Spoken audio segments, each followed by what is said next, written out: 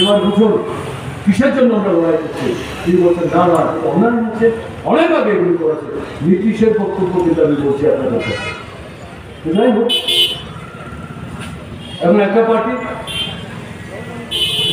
তাতে দল তারা এনডিএতে গেছে, আরেকটা উলট পালট করছে পশ্চিমবাংলা তৃণমূল কংগ্রেস দল গঠনের পর থেকে ত্রিপুরায় বামফ্রন্টকে হটাবার জন্য তৎকালীন সময় কংগ্রেস, এখনকার বিজেপি মুখে বক্তৃতা করছে প্রার্থী দাঁড় করিয়ে বামফ্রন্টের ভোট নষ্ট করবার জন্য, এদের সাহায্য করবার জন্য লড়াই করছেন।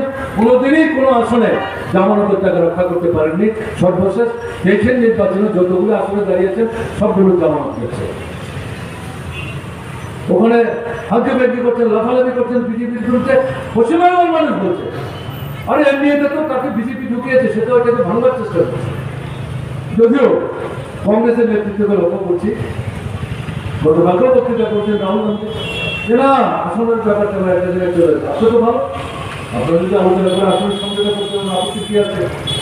মার্ক্সবাদী কমিউনিস্ট পার্টি বামপন্থী ফ্রন্টকে নিয়ে পশ্চিমবাংলায় বলছেন আমরা ইন্ডিয়ার সঙ্গে আছি, কিন্তু বিজেপিকে হারাবার জন্য তৃণমূলকে বাদ দিয়ে বিজেপির বিরুদ্ধে লড়াই করলে এই লড়াই পশ্চিমবাংলায় অর্ধেক হবে। পশ্চিমবাংলার লড়াই একাধারে বিজেপি এবং তৃণমূল লড়াই চলবে।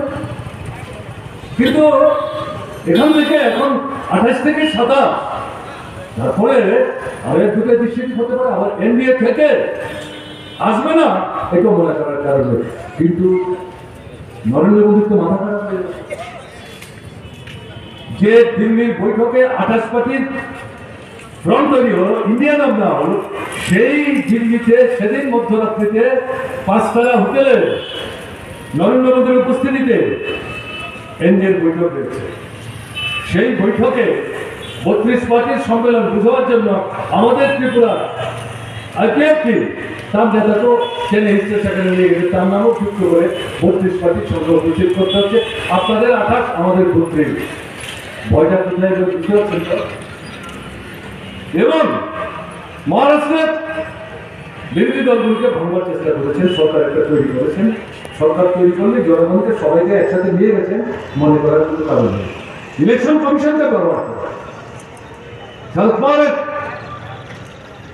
দলের নাম প্রতীক হরণ করে নিয়েছে, সেটা তাদের ব্যাপার, তারা লড়ছেন। সারাক্ষণ মাথা নেওয়ার না শিখছে না, তাকেও ভেঙেছে। কর্ণাটক